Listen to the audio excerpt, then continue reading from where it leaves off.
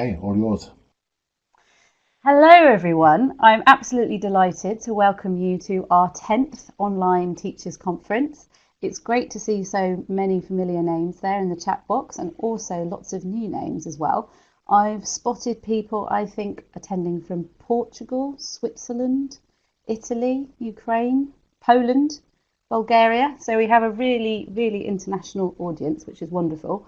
We've been so delighted with the reception we've had to this event. As I said, it's our 10th conference, but we've really had a brilliant response. We've got 400 people registered to attend over the course of the day.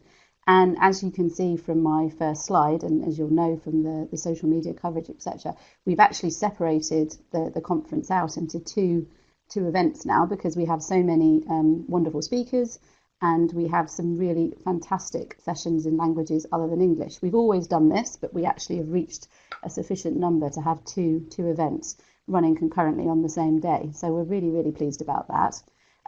Just to tell you a little bit more about that, just to remind you. So we're starting in here now with the English sessions, and you're going to hear lots of different talks on everything from teaching young learners, very young learners, and we've got gamifying homework. I saw something very interesting about the CIA and the FBI coming on later, so that will be interesting at the end of the day. So quite a range of topics, teaching business English, using materials for business English, a wide range of subjects there. And then across on the Zoom platform, starting in an hour, we have another program where we'll have 19 sessions in Arabic, French, German, Italian, Russian, and Spanish. So we're just so pleased that we've been able to offer such a broad range of topics. And thank you to all of those of you who have volunteered to speak. It's so important to have that. So just taking a little step back before we begin with our sessions, it's worth thinking about why it's so important that we have an event like this online. I've just put up a picture of our current map of the world, and obviously there are far too many places on there for you to see everywhere individually. But hopefully you can see we really do have quite a broad range of locations now where International House is present. And within many of those countries, we've got several IH schools. So we have such a range of teachers, people like you, like yourselves, who are working very hard, who are engaged with your local community and working together in staff rooms. But what we want to be able to do is find opportunities for you to be talking to each other across the globe and to be sharing on a much broader scale. And so that's why something like this conference is so exciting for us, because we get to hear from all of you from different locations, and you get to meet each other, even if it's just in a virtual chat box, and see that you're part of something that's much bigger than what's happening in your local school. To give you an idea of the size and the scale of IH World now, and also for those of you who are joining us that maybe aren't IH teachers, who are guests, you're very welcome. We're really pleased that you've been able to join us too. I don't know in the chat box if anybody can say hi if they're not working for IH currently, but they've just popped in to see what we're up to. You're welcome too. Just to give you a little bit of information, we have 158 schools across the globe now. We're based in 52 different countries. We estimate there are 6,000 teachers working for International House schools around the world, teaching a very wide range of languages, not just English. We have approximately 32 languages being taught in International House schools over the world. And we think that we teach on average around 215,000 students a year. So obviously that work is being done by you in your schools, and we're having quite an effect across the globe in terms of reaching out and improving people's language levels and helping them achieve their goals in terms of language learning, and also teacher training. And I can see from the list here that we've got some teacher trainers as well joining us today. Something else I wanted to mention, because it's quite an exciting year for International House this year, is that we're celebrating our 65th birthday.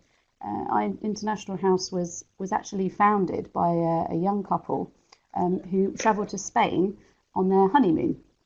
They met at Oxford, John and Brita Haycraft, and they travelled to Cordoba in Spain after they got married.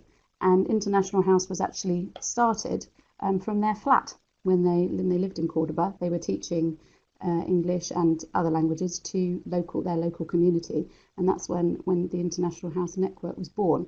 So this November we're going to have lots of different ways of celebrating this. We're going to be contacting you all across the network, asking you to get involved. There'll be things on social media, there'll be things that you can do in your school, and it's just a chance to really look back and reflect and celebrate how far we've come during that time.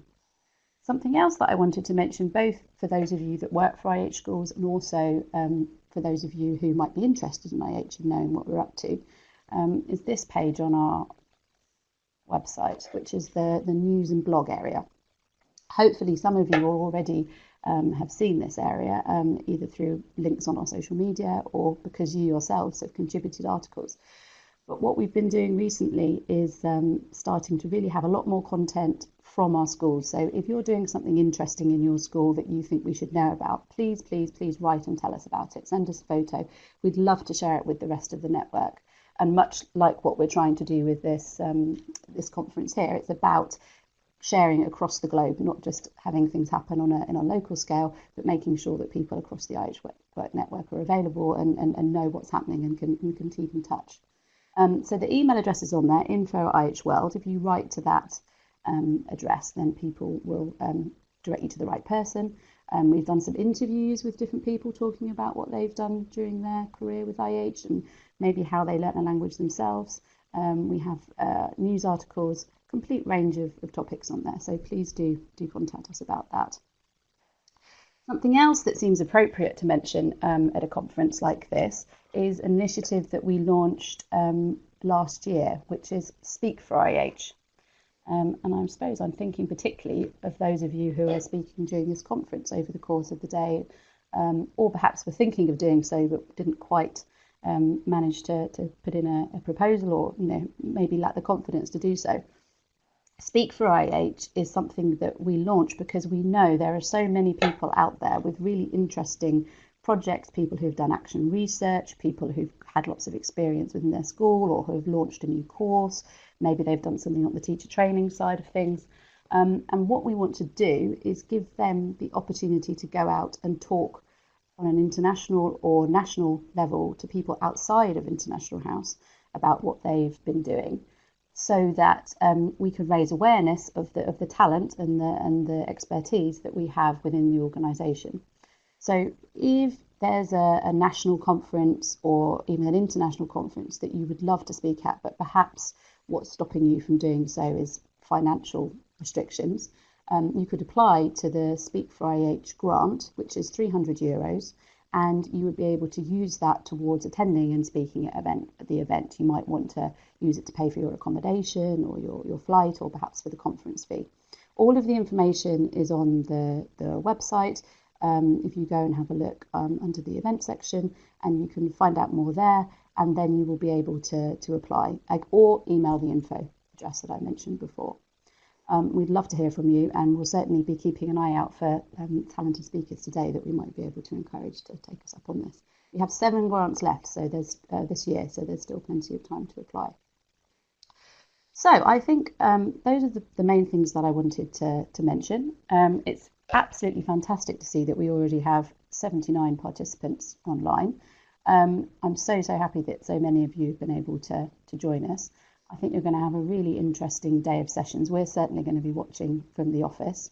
All that remains for me to do now is just to say thank you so much to Sean and to Neil and Emma and the rest of the online team who are helping organise this and acting as moderators.